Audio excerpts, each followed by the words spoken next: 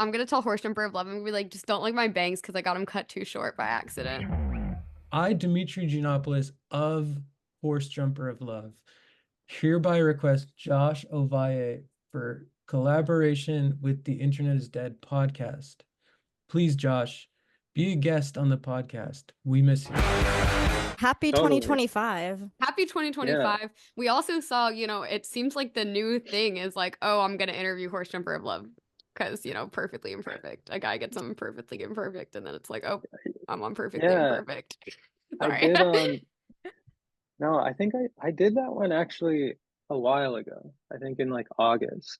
I think it just Oh, like Oh, yeah, it took a minute to come out. good to like understand their like turnover time. Like, yeah. we'll keep that in Keep mind. that. They have a Yeah, lot yeah, of people. They're very popular these days. Yeah. for sure, for sure. They But like I have to do saw like a cover story on the Dare or something like that. Yeah, yeah, Yeah. totally. I saw you said that you liked Hoka's on there though. I do love Hokas, Yeah. which I Mira feel has like those. I felt Yeah. kind of bad saying on the thing because I'm like I shouldn't just like be plugging like brands right now, but I just love my Hokas. Yeah. No, but I I feel was like that's the I, fun of Perfectly Imperfect. Like you yeah, can do Yeah. that. I was secretly hoping that Hokas would reach out to me and send me another pair. That's awesome. Be Yeah. like, oh, this Instagram with like a few like tens of thousand followers like mentioned us. Maybe it's worth it to send a free pair. I don't know. Yeah, Like spam them and get them to send you some, I bet. If we Hmm. try. true. True. We can Yeah, send maybe. everyone that way. Yeah, we could also just only talk about Hokas Yeah, do you right want to do I now, that and for have the then my whole Hokas right now. I go can get show them, them. Queen? I don't feel like I don't want to get up. we could send them this podcast episode, and then maybe we could all get Hokas. Yeah. True. Do you guys see the perfectly, because I was gonna say, like you said the thing about, oh, like you're not really supposed to put brands on there, but Perfectly Imperfect guy, he was all like, actually, this thing is for people to share, interests that like someone might have already said before. Hmm. You just said So, perfectly imperfect guy. yeah, I know, I couldn't help it. I know we're never getting on that. Anyways, would you be able to just start by talking a little bit like about your background and where you were making like where you were before making music as Horse Jumper of Love? Because I know you've talked about this in other interviews, but I know you were like DIY before. I'm just like interested, like specifically what has changed in your life and like what your life looked like then versus now that you're doing it more professionally. Um. Well, it's really funny because like I don't even really see myself as doing it super professionally even right now. Going back to like my dad's shop, like I was in there the other day and I got recognized by like a customer in Aw. there, which was really cool. But they were like what are you doing here? Like what's like isn't music like your full-time thing? Mhm. And I was like, no, no, like not really. Like I've worked like various odd jobs between touring and like this year was just pretty crazy, which has was like I was able to do music full time this past year just because there were so many tours. Um, but I think like this year I have less tours, so it'll be I'll probably be finding other jobs and stuff Mhm. between. But yeah, it started pretty DIY. It still feels pretty DIY in some sense. Um, but yeah, I guess the main difference now is like I feel like I have a lot more help, like, with a manager and a booking agent and um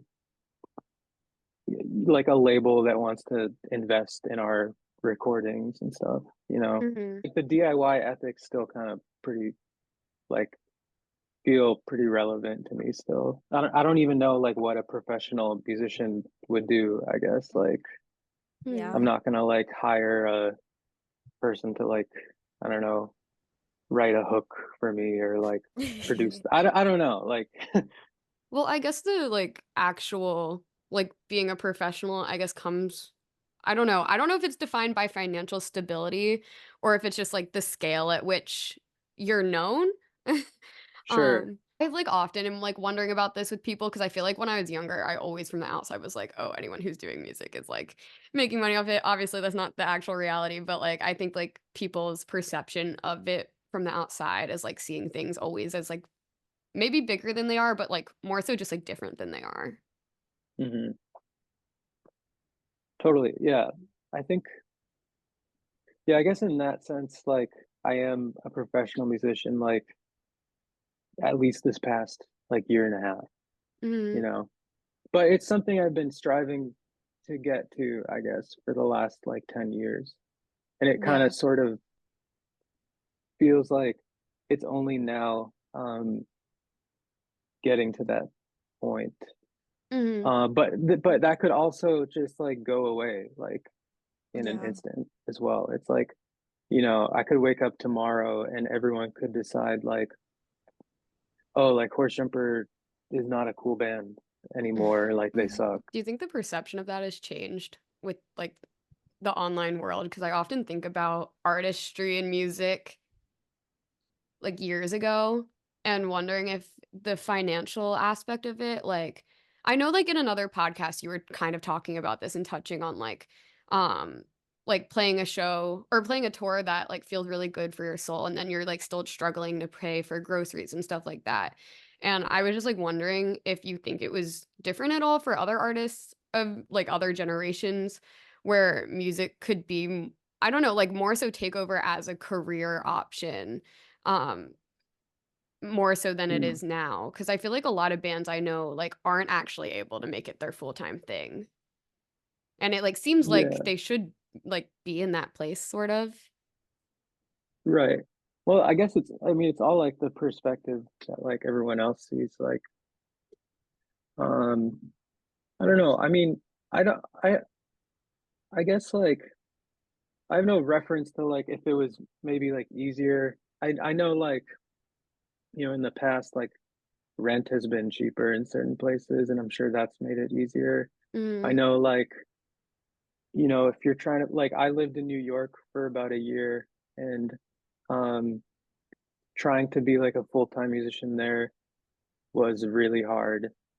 And I know they're like, you know, if I wanted to live in the middle of like nowhere or something, it might be easier, but I also like don't want to do that. Like I like being around people and I like being around what's um like stuff happening and stuff. And I mm, think you need that to be an artist, to be around like um just like other people, like friends who can influence you. And I read a book by there's like a beat poet, Diane DePrima, I think. Do you know her? She I don't like know I her. don't think so. well, she wrote this book called like Diary of a Beatnik, which is like takes place in like 1950s New York. Mm, Um and like and a lot of that is like, oh, like it was like, you know, it's like about her being like a full-time poet like in New York, but it was also like was the 50s and like you could like, you know, rent a place for like $50 a month or mm, something. And then like but like no one wanted to do that back then. Like people wanted to have like normal lives, but now like many people want to be like artists and um like people other people who like own real estate can like capitalize on like, you know, a bunch of people wanting to live in New York or LA or Chicago or like I don't know. I think the the the mainstream has kind of changed a little mm, bit throughout like the last however many years, and it's just mm, harder and harder to like be a full-time artist or musician. It also feels, I was gonna add on to that too, of like with like social media and stuff, that also is a huge aspect of if you want to be financially or if you want to make money as an artist in any medium, then there's this whole other aspect of like marketing yourself online in this certain way and branding yourself. And it feels like if you don't do that, then that almost is like cutting off this entire like source of income that I think wasn't really a Yeah, thing before, because that was never a totally. thing. For sure. Mm. Yeah, I do. Yeah, I wake up every morning and I'm like, shit, how am I going to brand myself?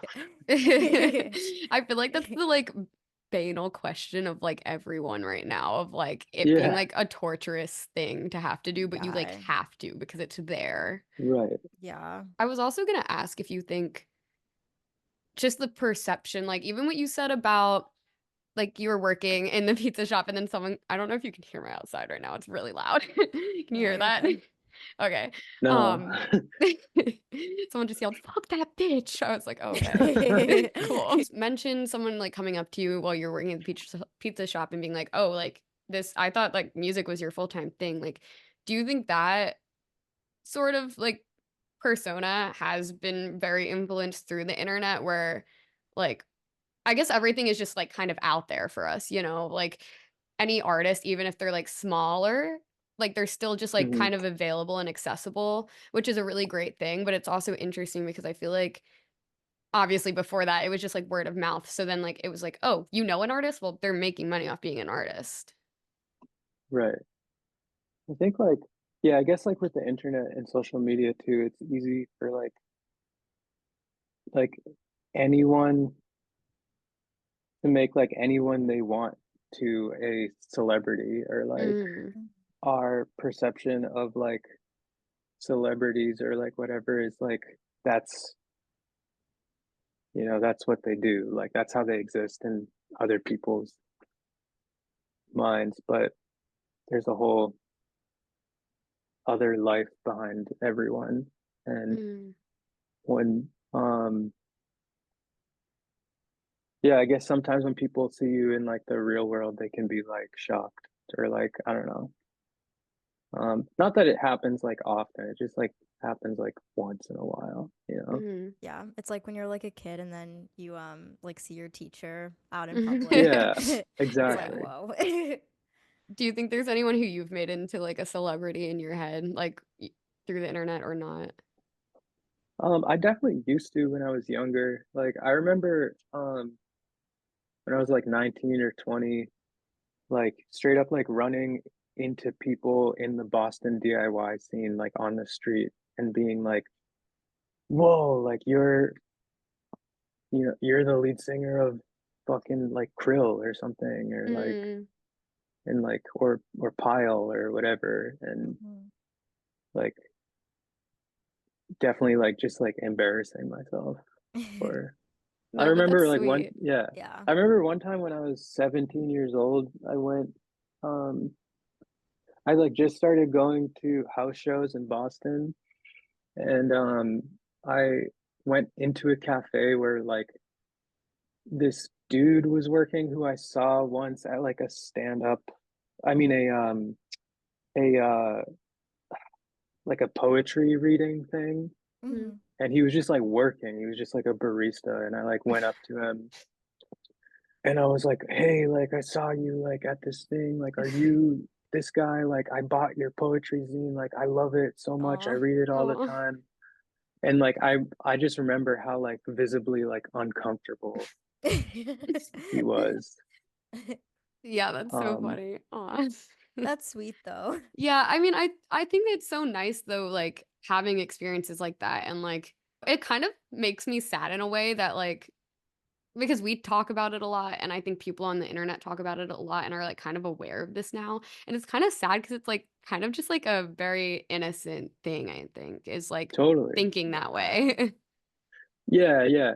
And then we like get older and like yeah, like we don't want to embarrass ourselves, or like there's like more of a filter or something.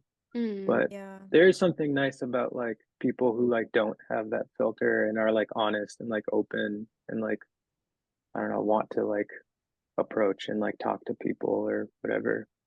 Just mm, in like in not even in like the art or like music world, just like in general. Mhm. yeah. Yeah. Well, I think it's like sweet when anyone is just really open about liking something or like open about being a fan of something, because I feel like that's something that also has gone away a little bit or just like faded into the background with like the internet and people being aware of it, where it's like cringy or embarrassing to be very openly like obsessed about something. Hmm. Mm. I think it's like a nice thing of, I think there's like a balance that I feel like because I feel like I'm a fan of everything. Like, and I feel like I get Yeah. excited about like every like any like cool thing that we get to like explore, or like a person we get to talk to or whatever. I'm like always like, I feel like if I had like some sort of like fan experience with it, I'm like, I need to tell you this. Like I need to tell Yeah. you this because Cool. it's like I feel like I'd be so excited if someone told me that. And I feel like being able to Yeah. like, now I feel like with like everything we know, I think it's like nice if we can like allow that, or like just like all of us just like come to this like acceptance for like being a fan but also being normal. And like it can be Yeah. like like two things exist at Yeah. once. Yeah. Totally. Totally. Mm. I like that. Yeah, I feel like that helped me like change my perception of it, because I'm like, sometimes I feel like I'll talk to someone, I'm like, I'm not being honest if I just don't tell you this, that I used to watch your Hmm. vines when I was like 12, like, you know? Yeah. Yeah. Hell yeah. I'm curious to know also kind of like backtracking a little bit just to like growing up in, because you grew up in Boston, right? Or, okay, yeah. Yeah. Yeah. Just like, yeah, growing up in Boston and just like kind of starting in music and like starting going to house shows and like being a part of the DIY scene and everything, just kind of what that experience was like for you and what inspired you to start in music generally. Yeah. I mean, it was awesome. I had a lot of fun throughout the years. And I look back on it very fondly. Um, I think like it really helped me get out of my shell. Like I was a really shy person growing up, and um like never really made an effort to like go out and like talk to people. And then I just really liked music. Mm, Um so I think through like finding that community and stuff, I was able to become more social and like make friends and like um sort of get get through a lot of, yeah, like social anxieties I had growing up. Um and now I feel like pretty normal in that sense. Like I don't have a issue talking to people or like being in front of people. Like it all feels normal, and I feel like I owe all of that to music and like finding my community here and stuff. mm. Mm. It's really crazy how much our interests like completely like change our lives. Yeah, totally. Yeah, that's so Um awesome. yeah. And I always think about like what if I didn't like, end up going to like that first house show or something. Like how different would my life be? Would I just be like super like alone and like depressed? I always like feel like I owe everything in my life to that. Mm. No, that's really Yeah. beautiful. I feel like I've been thinking a lot about like recently people coming together for music and then like relating that just to anything that you can come together on. And it's interesting because I feel like there is something very like it feels like the actual thing itself sometimes doesn't matter, but it also like does in this way. Because I feel like I Mm, was very on the boat for a while of like our interests don't really define us. Like that's not really what self is. But then like thinking about I love how I just took it there, sorry. But but I think it's like interesting to like kind of backpedal on that and be like, wait, but actually there's something like deeply spiritual about every individual like interest, and how like the people you meet through that interest somehow are like the exact people you're meant to meet. yeah, totally. It does feel, yeah, it always feels like really cosmic to me. Mm, Um, like we're like the people you meet through this thing you like, it's like, we were all just kind of floating around and we kind of came together because of this thing.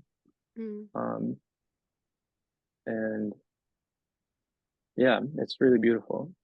Yeah. No, I always try to think about that when I'm like, if I find myself interested in something, even if it's just a little bit interested in it, to always like follow it because you never know where it's Yeah. going to lead you or like the people you're going to meet from there. And then even if it turns out to be something that you don't end up being interested in later on, it still like has led you down this entire path that you otherwise just wouldn't have ever known of. I also know in another interview, like because we were just like researching like you and like your interviews and stuff. I know you were saying that you were like struggling currently to make friends in Boston because a lot of people like had left. And I was wondering if you still Hmm. felt that way. And also I know you mentioned that you felt like you were getting like just old for house shows, and I was curious if you have found solace in anything else besides DIY since then. Um, yeah, I do feel a little isolated in Boston right now, but I was in New York till pretty recently, and Mm, that was fun. Um, Over here, like I definitely have a lot of my oldest friends here, but everyone is like, you know, we're all like, if you're in your 30s in Boston, it's like, you're probably like have a pretty nice job or like maybe even a family. But if you're in Mm. your 30s in New York, it's like you're still kind of like you might as well still be in your 20s or something, you yeah. know? So, Yeah.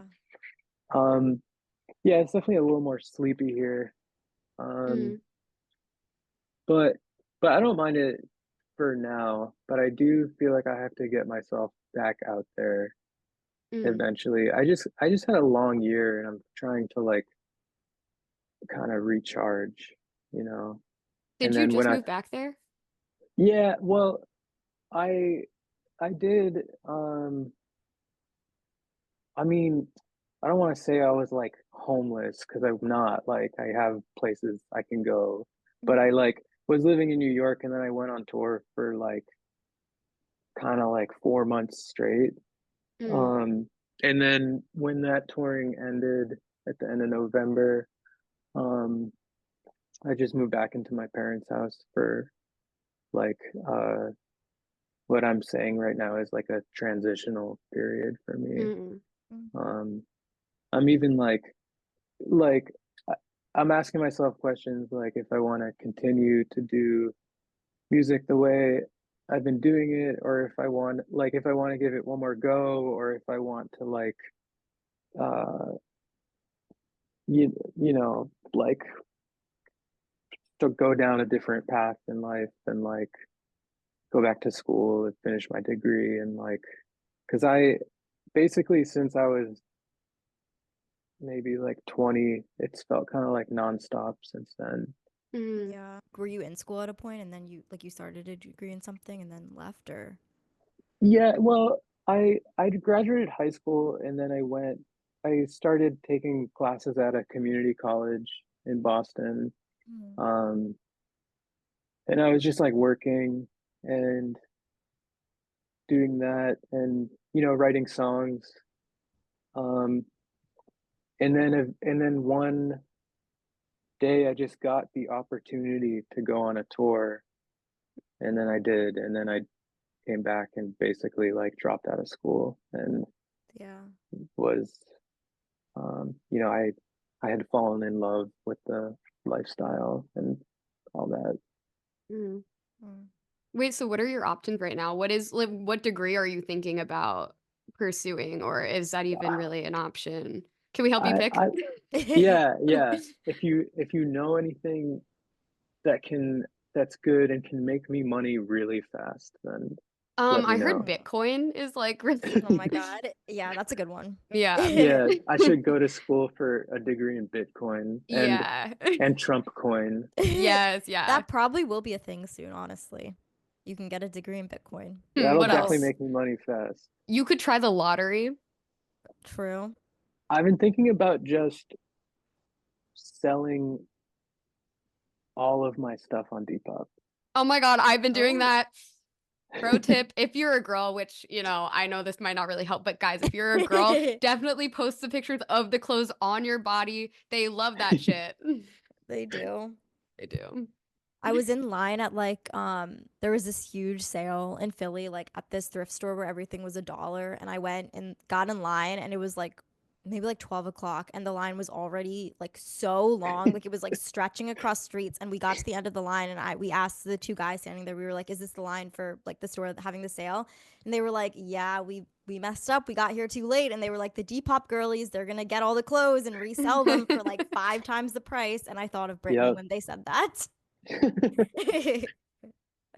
Yeah, But I buy stuff and then I resell it for more than I bought it for after it doesn't fit me. So it works out well, actually.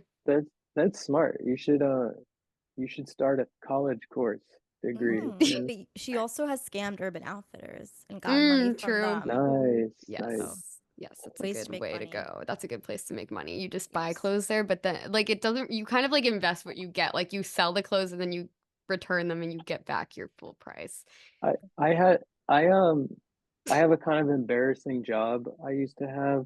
I used to work at you know, I don't know if it's like just a Boston store, but it's a store called Brandy Melville. Do you know that store? Oh Oh my God. That so No it's not just way. it's like a That's no, like it's the chain, not last just right? a that I, boss. I I know expected to that's come the out of your last mouth thing that I like just like expected. actually Yeah. like I We think that know just all like about I think I just Brandy. lost my ego from you saying that. Like I think like my ego left my body. Well, I so there was a bunch of like in my early 20s there was a bunch of like weird pop punk boys who like worked in the basement of Brandy hmm Melville. And I That's where and they I keep them. Yeah. yeah, and like the drummer of my band had a job there and I needed a job and he was like you can come work at Brandy Melville. That's And awesome. basically we were like a bunch of rats in this basement, like unpacking clothes and like having to put like price tags on them and all this shit. And then like the girls who worked upstairs would come downstairs and like just straight up yell at us. Like Insane. Oh my God. You know They they made kept you a guys in the basement. that's insane. I was like, yeah. Oh, that's like what I was picturing. Yeah. So you didn't meet any cool girls there? Like no like no, hot girls you could date or no, anything? no. The manager of the store I like after I worked there a couple of shifts, I found out the manager of that store I had gone to elementary school with her in Whoa. Boston. Um, and but I guess I shouldn't say this, but I would steal clothes from Brandy Melville and like give No, them to that's like girls awesome. I was dating. Oh my God. Um, Oh my God, you know that that like won their hearts. Like in Yeah. what year was this? 20, I don't know, like 14 or Yeah. 15 or That was something. like Oh yeah. prime Brandy Melville I'm time. sure you had like 5 girlfriends at once for that. Like that's crazy. Um, but like us and all the boys, like the other boys who worked on there would figure out where like because they had cameras down there too.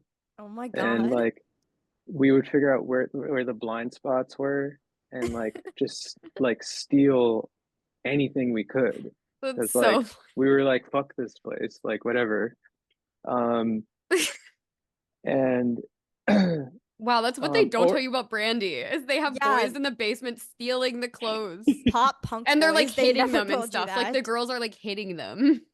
yeah, yeah. And then we would like I would like if like we would like call up our friends and be like hey like if you need like because like some of the clothes would fit me too. Like if it was like a t-shirt or like socks or Yeah. whatever. It'd be Mhm. like we'd call up friends and be like, hey, if you need some clothes, like come over here and like the camera doesn't see. But anyways, I guess I thought of this because I was like, I wish Depop was a thing back then because I could have made Yeah. a lot of money. And they have like on Depop, there's like this whole world of like dead stock brandy where Yeah. they're like Really? they sell like dead stock brandy for like really high. Oh, it's insane because the lord of that place, like every time we go by Brandy Melville, I like like whoever's next to me, like my friend or whatever, I'm like I like grab their shirt sleeve. I'm like, please, can I go in, please? Yeah. But yeah, I And love we that place. Yeah, I You all should I make know an is album that about Brandy Melville. yeah, I true. should. I it was like a really crazy time like working Mm. there. It was just like it was such like we were just like drunk or like like just and the UPS guy would just come every day and be like, here, like drop off like 20 huge boxes of like crazy shirts that would just be like, okay, but first, like, I need to listen to Led Zeppelin or something. Like, I don't know. Yeah, Like, yeah. Yeah. Wait, was this um, when you were in high school or? no, I was like in my early 20s at this point. Oh, Dude, okay. so if you want to make money, I don't get why you don't just go back. It sounds like the dream job to me. Right. I feel like they've probably worked it out now where there's no blind spots with the cameras, and they probably Yeah. fired all the pop punk boys. Dude, it's this Yeah. whole like Gen Z thing. I know, Think it's yeah. that because like they talk about everything on TikTok and like then they're like, oh, there's blind spots in Brandy Melville. They Yeah, probably said yeah. it on True. TikTok and now they know. Yeah. So, anyways, what are your like options for your future? Can we help you pick? Yeah. So Well, Brandy's out. yeah, Brandy's out. I burnt my bridge there. Damn. Um, I was hoping I could get a shirt. Same. yeah, I know. I'm sorry. I yeah, I don't know. I kind of figured like I'm at this point in my life where I'm like I'm gonna give it like one more go, maybe like write another album, try to do it, exactly how I want to this time. I feel like with the last one I did, I kind of like I like tried playing the game a little bit, or I don't even know if I want to call it that, but like I was like, I was like down for like a PR campaign and like all this shit Mm, where I'm like, I don't know, I kind of want to do it again, but just like do it exactly how I want to, Yeah. and like fuck it, whatever yeah. happens happens. And then yeah, like if that doesn't work out, which like it probably won't, because like music's like a crazy difficult career choice. I love it and stuff, but I wish I kind of didn't put all my eggs in one basket at this point, because now I'm in my early 30s and I'm like kind of like, oh shit, like what do I do with my life? Like I don't have a lot of money saved or anything, because I was like doing DIY tours for 8 years, Mm, and then I did like more tours after that were like less DIY but still like not uh I don't know. But mm, yeah, my other option is like, yeah, take over my dad's pizza shop, maybe. I think about that sometimes, but I like definitely think like I don't think my father would want me to do that. I feel like um it's like awful like work. It's just like long, mm. long hours and like just really not what I want to do. Yeah. Yeah. I think this whole album idea is great. I'm behind it. Cool. Yeah. So you have my vote.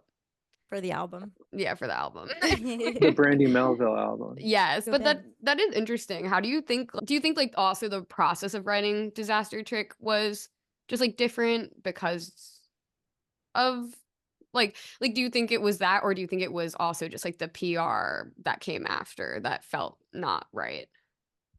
Maybe. I mean, I don't know, PR like never feels right. It always feels like just like really forced, and like you're like, you go online, you're like, hey, like look at me, like Pitchfork like wrote about my album or whatever. Mm, And it feels like very like, I don't know, I just don't like it. Like yeah. I and maybe I'm being stubborn, like maybe I should like try to lean into it even more, but it just feels kind of stupid. I don't know. Mm, And also like, yeah, we went to like a bigger studio, which I really loved doing that. Like it was like the most professional studio we had gone to, but I think I went into the album putting a little too much pressure on myself, where um I was like, okay, like this, I'm gonna do one more album to try to make music like my full-time thing, and like this is the one that's gonna like help me mm, break through to Mm. that happened, and I feel really proud of the album. Like I feel like I worked really hard on it, and my bandmates worked really hard on it, and we spent a lot of time touring on it and focusing on those songs.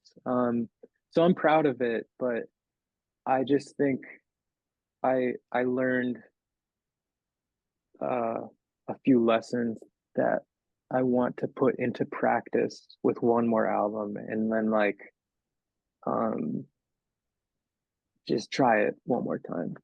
Because Mm, I'm also like I don't really like being a quitter either. Like I just um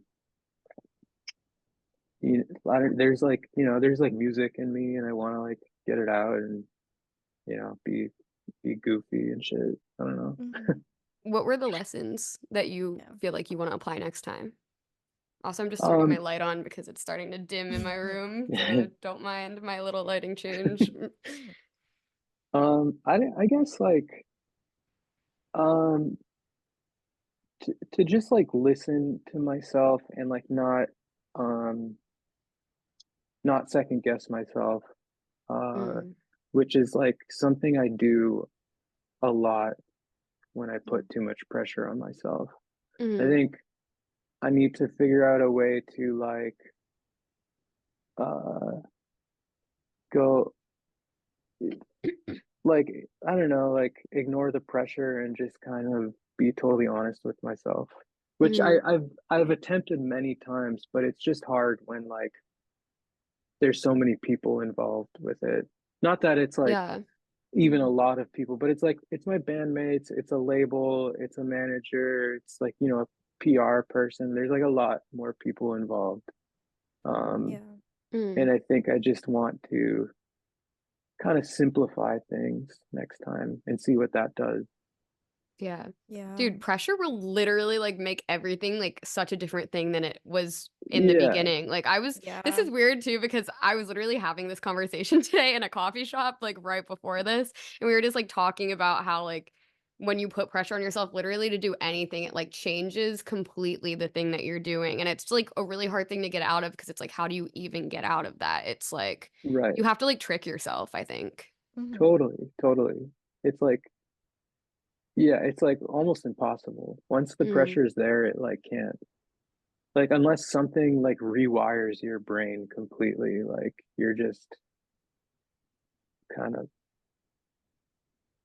I don't know, you're just like trapped. I don't know. Yeah. So, I mean, I feel like you can find a new way to do something. And I think that, like, getting out of your old habit and then, like, finding a kind of new, like, avenue, whatever that means, I think is something that's always helped me. Because I'll, like, put pressure on myself to, like, sit down and write something. And I just, like, can't do it the same mm, way I used to. And then I'll, like, realize that I just need to, like, I don't know, just, like, start, but then, like, take, I don't know, take my brain somewhere else, if that makes sense. yeah, totally. Yeah. Well, I Mm, feel like also even just going into it with the mindset of like, oh, like this is like I'm gonna give it one more try and I'm just gonna like do it exactly how I want to do it and, not listen to any other voices really. I feel like that probably also will help take a lot of pressure off because it's like, I don't know, it kind of just like it's like there's a lot of freedom in sort of beginning something or being a beginner in something and like just starting something new and being like, okay, this is gonna be like just I'm just gonna do it how I want to do it, and if it doesn't work out, then it doesn't work out. And there's like that pressure I feel like is kind of removed by that sentiment. mm, Totally, totally. mm, Um, I've been revisiting a lot of stuff that I used to make when there was like literally just like zero pressure. Like Mm-hmm. stuff I've been going through like old hard drives and listening to, recordings of things I made when I was like 19 before I even started Horse Jumper, when I was like just doing it for myself.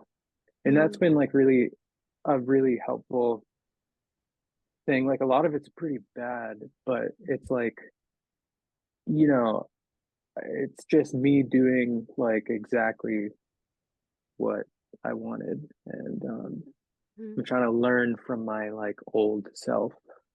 mm. Um, Yeah, that's such a cool thing. That's like a nice opportunity, I think, to like not exactly clean slate, but in a way, it sort of is. It's like a different version of that.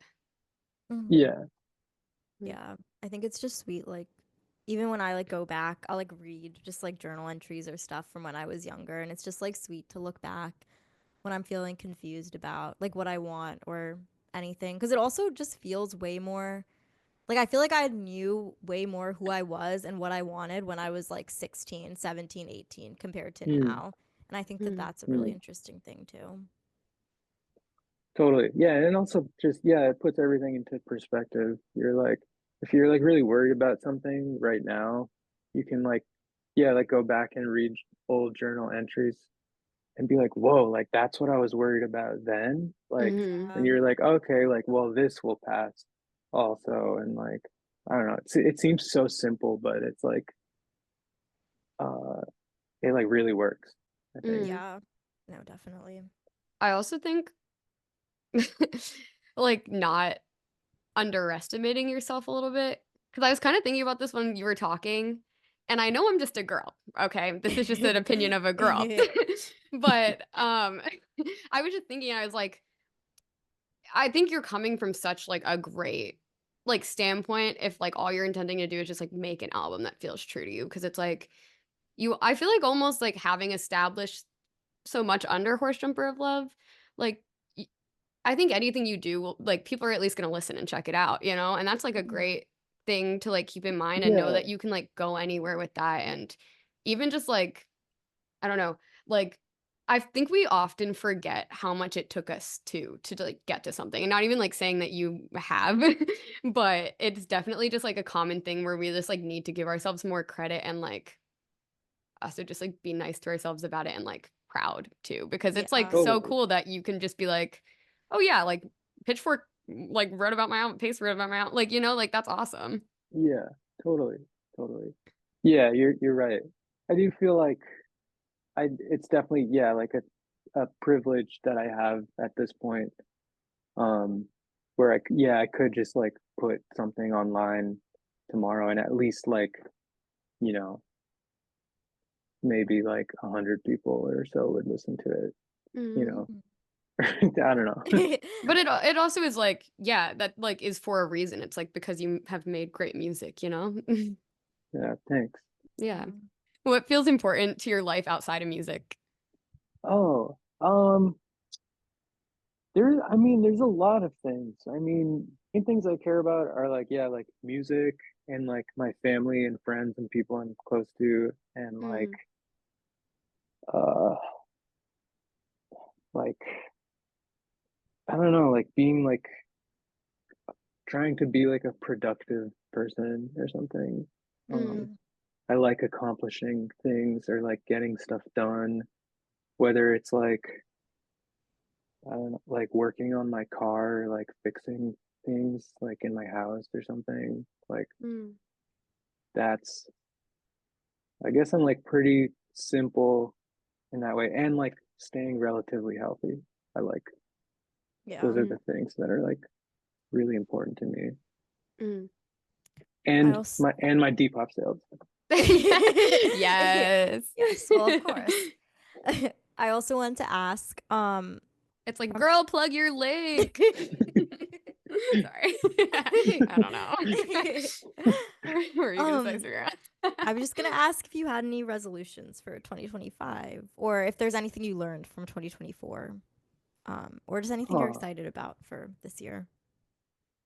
Um, That was kind of like three questions, but pick whichever one you want, whichever one feels right.